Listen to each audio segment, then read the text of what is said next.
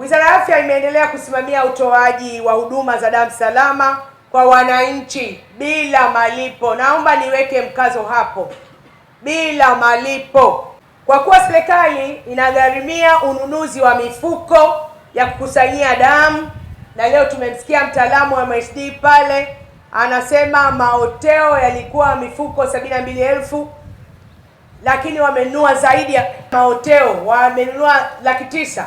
Wanasema wana mifuko ya kutumia miezi 9, lakini lengo wataka waende miaka miwili.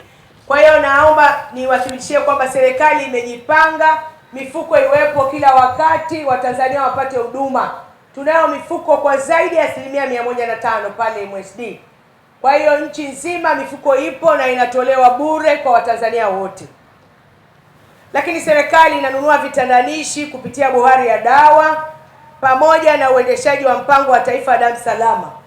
Hata hivyo, tunatambua kuwepo kwa malalamiko katika baadhi ya vituo vya afya kuhusu wananchi kuuziwa damu na watumishi wachache wasiokuwa na maadili. Naomba nichukue nafasi hii kwa niaba ya Mheshimiwa Waziri wa Afya Mohamed Mchengerwa, mtumishi wa afya atakayegundulika ameuza damu au amemwomba pesa mwananchi ili amwekee damu, hatua kali zitachukuliwa. Na nyie Watanzania, ipo namba ya kuongea na waziri 119. Unapoambiwa neno hilo, leta taarifa mapema ili watumishi hao wachache wasio waadilifu waweze kuchukuliwa hatua. Damu hii tunaikusanya bure na inatolewa bure kwa Watanzania wote. Usilipie damu. Ndugu wananchi, serikali kupitia Wizara ya Afya imeweka mikakati madhubuti kuhakikisha damu kidogo inayopatikana inatumika kwa usahihi, kwa kutoa elimu juu ya matumizi sahihi ya damu mahospitalini na kuwezesha uzalishaji wa mazao ya damu. Mazao ya damu yanayozalishwa ni chembe nyekundu, chembe sahani za damu kwa maana ya platelets na plasma. Serikali inaendelea na utekelezaji wa mikakati ya kuhakikisha mazao haya yanapatikana kwa wingi na kwa usalama kila wakati. Mikakati hii inahusisha kuimarisha na kuongeza idadi ya vituo vya damu salama katika mikoa yote nchini, kununua vifaa kwa ajili ya kutengeneza na kutunza mazao ya damu katika vituo vilivyojengwa. Pamoja na mikakati hiyo, serikali imeendelea kutoa elimu kwa wananchi kuhusu umuhimu wa kuchangia damu na mazao yake, kuondoa hofu zinazohusiana na uchangiaji damu na kuhamasisha wananchi kujitokeza mara kwa mara kwa hiari ili kuongeza akiba ya damu na mazao yake kwa ajili ya kuokoa maisha.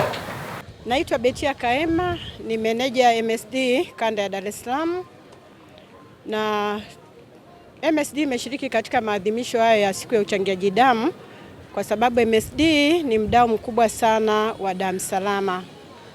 Ni mdau mkubwa kwa sababu bidhaa zote zinazotumika katika kuhakikisha damu inakuwa salama kama hivyo ambavyo tunasema damu salama mpaka inamfikia mlaji wa mwisho zinapatikana MSD, kwa maana ya mifuko ile inayotumika kukusanyia damu, kwa maana ya vitendanishi vinavyotumika kuisafisha damu yenyewe kuhakikisha iko salama na inamfikia mlaji wa mwisho, vinatoka MSD.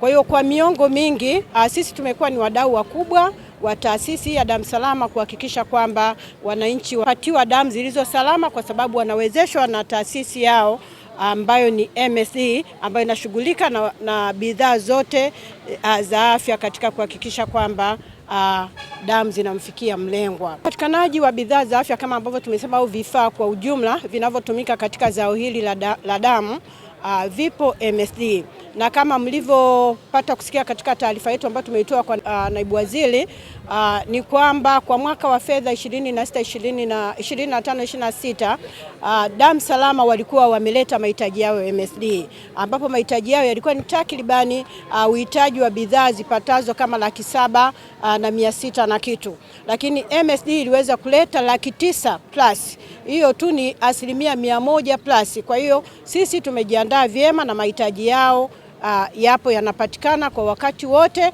na ni kazi yetu MSD kuhakikisha kwamba inawafikia kama alivyosema naibu waziri ya kwamba je, kule vijijini wanapataje? Sisi tuna kanda zetu 10 ambavyo MSD tunasambaza katika kanda zetu, na kanda zetu zinahakikisha kwamba kila mahali ilipo damu salama, basi upatikanaji wa bidhaa za afya au bidhaa za mazao ya damu salama zinapatikana katika kanda zetu za bohari ya dawa.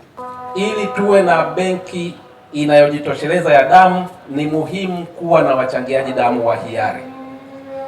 Ninaomba kuwaomba wananchi wajitokeze kuchangia damu kwa hiari, na wakichangia mara kwa mara itatusaidia sana kuwa na damu ya kutosha kwenye benki zetu na kuepusha upungufu wa damu kwenye benki zetu.